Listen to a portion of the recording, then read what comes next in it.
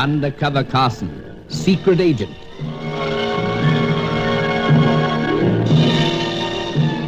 Operation Deathray, an assignment in Rio.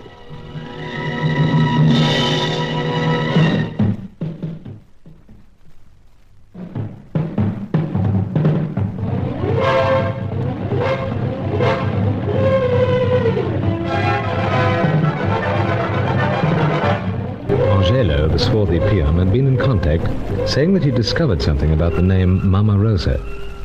I waited with Sir Giles Davenport in his Copacabana apartment, going over some of the strange attacks that had been made upon me, and coming once again to the conclusion that the agents of several other powers were seeking the deadly secret of the Deathray. Would this name, Mama Rosa, give us a flying start on them? Angelo arrived, trembling with fear. He collapsed in my arms just after closing the door. What was it about the name Mama Rosa that could strike such terror into the heart of a hardened fella such as this? He's still out to it, Carson. So, Sir Giles. You think we should get a medical man? We'll wait a while, sir. He's comfortable on this sofa. May come round. Poor fella, he did seem in a state. Utterly terrified. And yet I've been in the most awfully tight spots with him, Carson, and he's never twitched a face muscle. Had evidence of his courage himself since arriving in Rio. But see now, Sir Giles. He's starting to move about, eh? Wriggling more than anything. Indeed. What on earth is troubling him? Seems as if he's trying to avoid something. Yes, you're right, Carson. Sir Giles, when he phoned you, did he say there'd been any trouble involved in finding out about the name? Well, if there was, he didn't mention it. Makes it all the more puzzling. And disturbing. Piranha! Upon my soul. Kudala! Look out for what, old chap? Piranha! Carson, he's quite delirious. Try slapping him out of it, like so. Angelo, my friend. Angelo.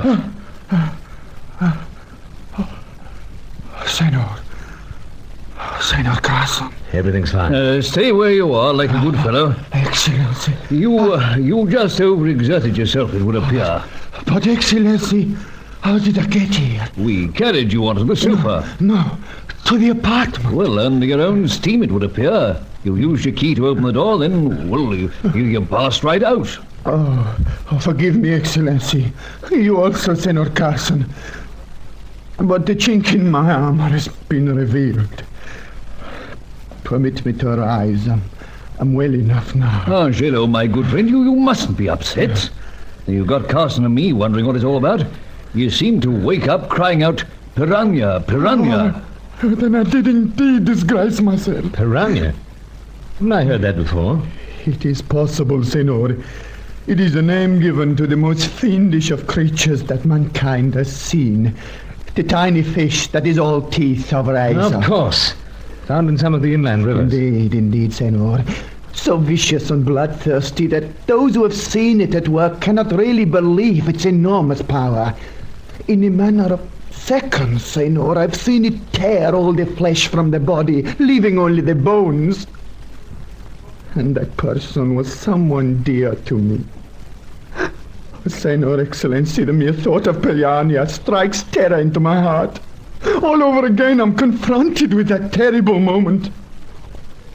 You see, the person was my young wife. Poor fella. No wonder you're so distressed. It was long ago in the past, Senor. But now it is all so alive to me. I was bringing her to medical aid. She had cut herself with a machete. It was the open wound that attracted these tiny monsters when she fell into the water. For the slightest taint of blood in the water will bring them rushing like a great tide. But I've allowed it to crowd in upon my mind. Forgive me. Now, don't go making yourself more upset. There's still something, though, I don't understand. Why the sudden recollection of these piranhas? Because, Excellency, I have discovered something about the last name the dying flyer uttered. Yes, Mama Rosa. It is not the name of a person, as at first we imagined. Then what? It is the name of a place, a village, if you like, a mere collection of huts. Sir Giles, does this mean that we've discovered where we can find one of our scientists? Well, that's up to Angelo. It does. Precisely where is it, old chap? On the Paraguay River, beyond Caramba. Beyond Caramba? Then in heavy jungle country. Indeed. In country where every twist and turn of the river, where every small stream is teeming with piranha. A ghastly prospect. True, Excellency. But if you are to reach this first man of science, that is the deadly peril which must be faced.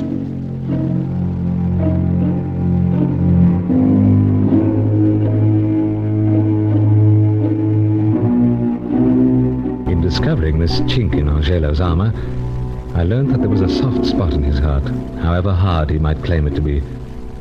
We sent him to bed, and I stayed that night in the apartment. The following morning we spread out a map. I was determined to go to the village in spite of the piranha danger, and if necessary, alone. Yes, Carson, I know you're a resourceful fella, but those weird pipes of yours won't get you through that jungle. Oh, have one with a compass fitted, for that matter. You'll need more than a mere compass. You'll need someone who knows the country. What is wrong with me, Excellency? Oh, Angelo. Well, how are you this morning? Recovered, Excellency, though greatly disturbed at the thought that I may not be able to accompany Senor Carson. My dear fella, let it be understood that I appreciate your fears and what caused them. Neither Carson nor I expect you to go. And we won't think any the less of you for it. But I must go. I have been delaying my return to the piranha country for much too long. Please, let me speak, Excellency. To conquer this fear, I must face it. Well, it's up to Carson whether you go or not. Oh, Senor, give me this chance to prove to you that the strong blood of my ancestor does not all turn to water. I will die rather than fail you. Angelo, if you want to come, you're very welcome. Oh, many thanks, Senor, many thanks. I'll give you the plan so far. Indeed, every ear is listening. As soon as the gear ready, train to Sao Paulo, then to Corumba. Then quickest possible means to this Mama Rosa. All right, I'll take care of it, old chap. Hello? Would I be speaking to Sir Giles Davenport? You would be indeed. Oh, am I delighted to get on to you. I'm Hetty Fitzhenry. I'm trying to track down Bruce Carson. I was told that he might be with you. Miss Hetty, Fitzhenry. I met him last night at Roger Doville's. I'll take it, Sir Giles. Do, Carson. I don't seem to be able to keep up with you. Hetty Fitzhenry. Hello there. Oh, Carson speaking. Oh, then I did track you down. How are you today? Splendid. Got home safely? Why shouldn't I? Well, I sort of figured that French-Italian dancer wouldn't let you out of her sight. Oh, fair. Oh, she's only a little temperamental. I guess you can say that again. But I'm a forward type, too. When are we going to get together? Well, it'll be a few days, I'm afraid. Oh, don't tell me that dancer's got you tied up that tough. It's not that. I'm going out of town. You are? Afraid so. Short bird-watching expedition. Say, could I come along? Well, at this stage... Oh, well, I guess I'd better not embarrass you. But make sure you remember all about them. Oh, depend on that. It's high time I got around to painting some of them.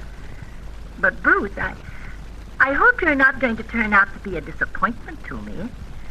Last night I kind of took to you. It's so nice of you to say that. Okay. I miss out this time. But you'll be hearing from me. And looking forward to it. Anyway, have a good trip. Bye now. Bye, Hetty. Pity I can't take her along.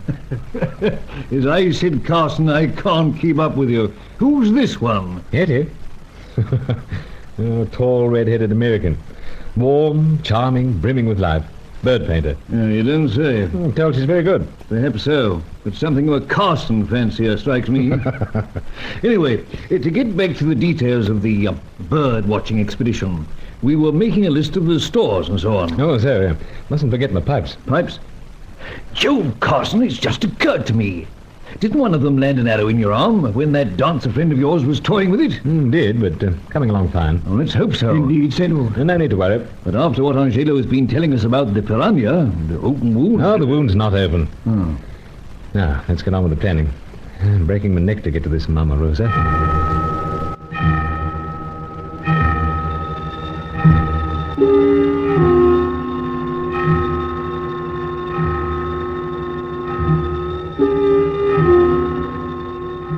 It was smooth going to reach Corumba, and there we hired some horses and pushed on by foot. After a few days, we were in Angelo's piranha country. I'd seen them swarming towards a piece of raw meat thrown into the river. But it was steamy, and I was concerned because the wound had opened up in my arm. Angela was worried about this, and even more worried about something else. Every time we stopped for a breather, he insisted he was right. I am more than certain, Senor, we are being followed. Oh, probably natives. Oh, the natives in this part of the country are unable to indulge in the luxury of a horse. And early this morning, as we pause by this river, I hear the call of a horse. Well, all I can say is, anyone who follows us must like roughing it. Senor, I think perhaps we should make certain. I'd sooner press on to this Mama Rosa first. You say it's only 2 days now? Oh, the very most, Senor. Oh, well, let's enjoy this break. Strange, though. Birds all round, yet haven't had a chance to do any bird watching. When this task is over, Senor, perhaps then you will be free to occupy yourself with your office. Krebs. Anything wrong? Senor, down the stream to where the water of the river is now flowing, I perceive that something is thrown from the bank into the water. And that means? Down there are perhaps those who are pursuing us. Come closer to the edge of the bank so that we may see all the better. Right. See anything? There was a time, Senor, when these eyes of mine could almost pierce the thickness of a green leaf. It is too long since I've been in the jungle of my ancestors. Senor, step back. What now? The bank, underneath. It gives way. Angelo, grab my Too arm. late, Senor. Too late! Lucifer! Don't worry, Angelo. I'll have you out of there in a second. No, Senor. I'm coming in. No, with the open wound in your arm. No, the piranha will come in its swarms. No, Senor. No! But if I don't, Angelo, you'll drown.